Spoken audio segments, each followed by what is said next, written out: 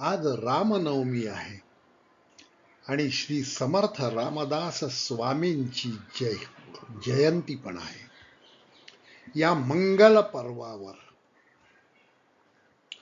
श्री बुधकौशिक ऋषी यांनी रचलेलं रामरक्षा स्तोत्र, जे अतिशय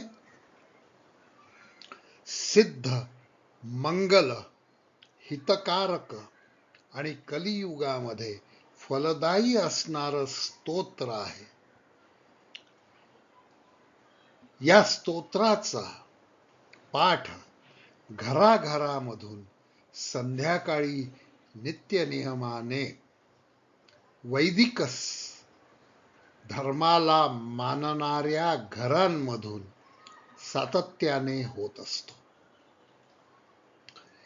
या 38 श्लोकी सिद्ध मंगल स्तोत्राचं अनेक वैशिष्ट्ये आहेत. त्यातली एक वैशिष्ट्य आपण या ठिकाणी बघणार आहोत. 37वा श्लोक हा या ठिकाणी दिलेला आहे.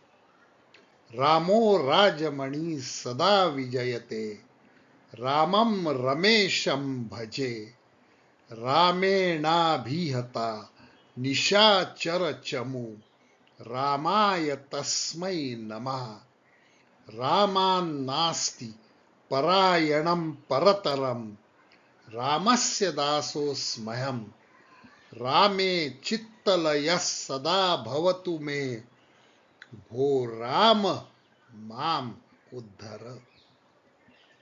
अर्थ अत्यंत सोपा आहे.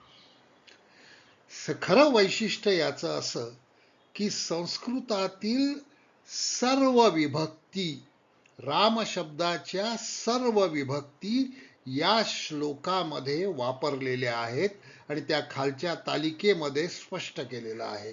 रामः प्रथमा, रामं द्वितीया, रामेण तृतीया, रामाय चतुर्थी, रामान् पंचमी, रामस्य षष्ठी, रामे सप्तमी आणि भो राम संबोधन.